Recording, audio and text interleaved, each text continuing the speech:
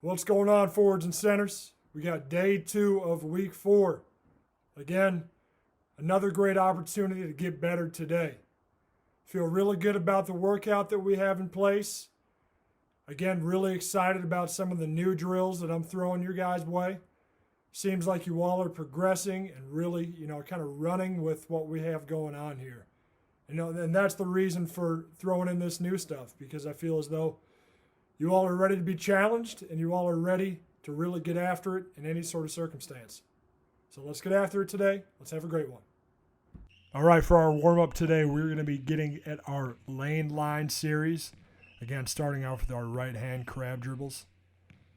Really pushing off that back foot. As you can see, I'm kind of sliding that back foot.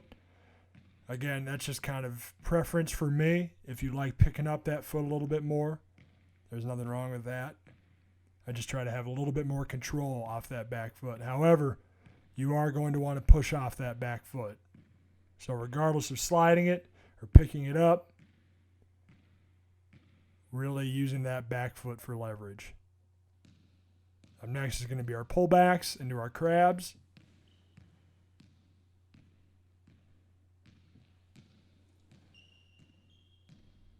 Again, starting with the right hand here. Now we're going to progress to the left. Pulling it back away from the defense. Into our crabs, trying to keep those eyes up.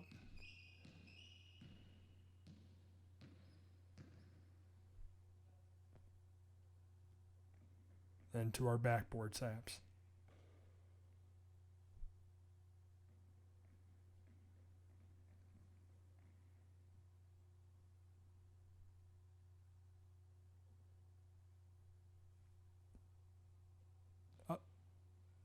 Up next is going to be our Micans. Again, starting with our forward facing, just like always. Next is going to be our backboard taps. Obviously, backboard taps are a little more taxing. There's, tons more movement than a normal Mican. Again, really grind through each position, though. And then another new one that's going to look a little awkward, but it's just going to be that inside handoff at 2 feet. Again, getting the ball away from the help side defender. Our next one is going to be a new drill as well, and this is going to be our Hakeem Series, named after Hakeem Olajuwon. Each time we are going to spin on our bottom foot, our baseline side foot. So as you can see here, spin it to yourself, spinning on that bottom foot. We're going to have 4 different finishes on each side. Again, putting the ball down with our left hand, spinning on our right foot.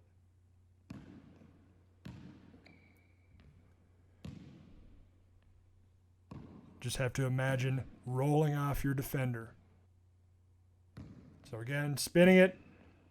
This is the same on both sides. We'll go same side with a normal finish. We'll get to a shot fake finish. We'll get to a reverse. We'll go same side, step through, finish front of the rim.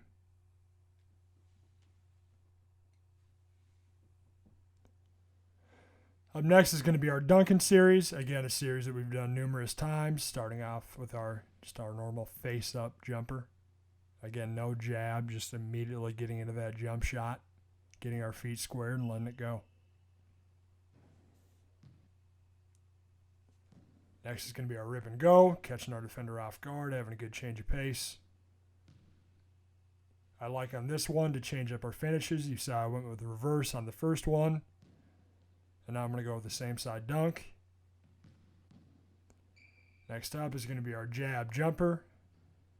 Again, give a good jab, get your feet settled, and you have more time than you think to shoot that basketball. Get there, settle your feet, calm your body, and knock it down. Again, we have our jab baseline to our middle jump hook.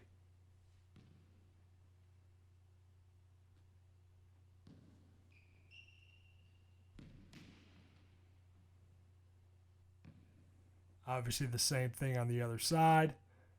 Turn face bucket.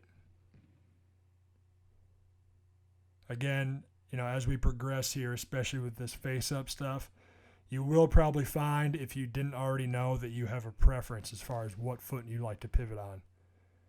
I'd say for most right-handers, I'd say it's usually that right foot pivot. But again, everyone's a little different with that. Me personally, I was a guy that always liked to pivot on the same foot. However, there's going to be times and places for each pivot. Sometimes you won't have any other choice besides opening up, maybe on your little bit weaker foot.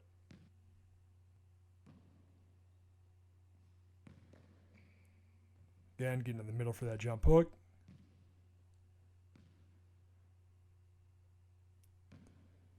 Sitting low, checking middle, jab, get to it.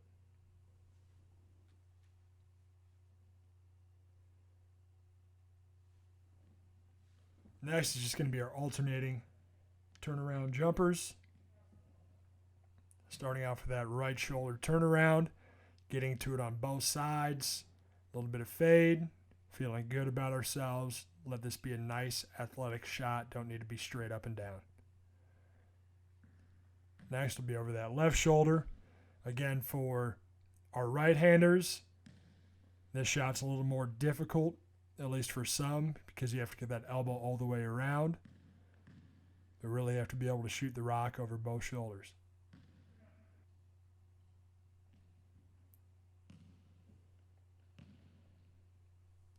Next is obviously going to be our shoulder fake.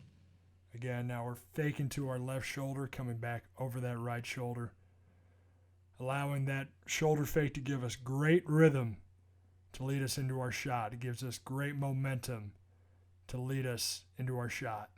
As you can see, over my left shoulder, I'm a little bit more mechanical. There's not as much rhythm to it. But you really kind of have to push yourself in those uncomfortable scenarios to really try and find that rhythm, find that pace that works for you.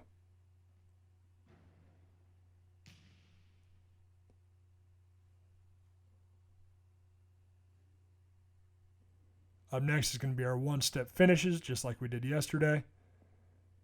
We got four different spots, all around the rim, always coming off that same foot.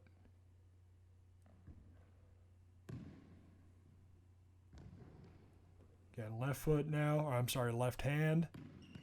Bringing up that left foot. There's two finishes. Now we'll go to that inside hand. Really forcing you to be able to finish both ways on both sides of the rim.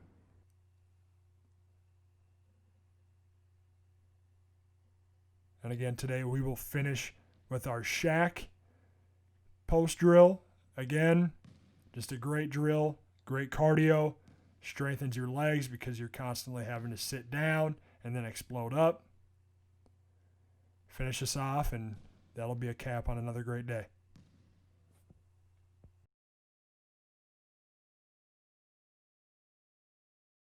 Great job today, Biggs. We got day 2 of week 4 complete. Hope you all are feeling good about this last week, getting off to a great start. We've got day 3 tomorrow, and then we're on the home stretch as far as our workouts go. However, really excited for the opportunity to finish out this week strong. Let's kill hump day tomorrow and set ourselves out on the right way.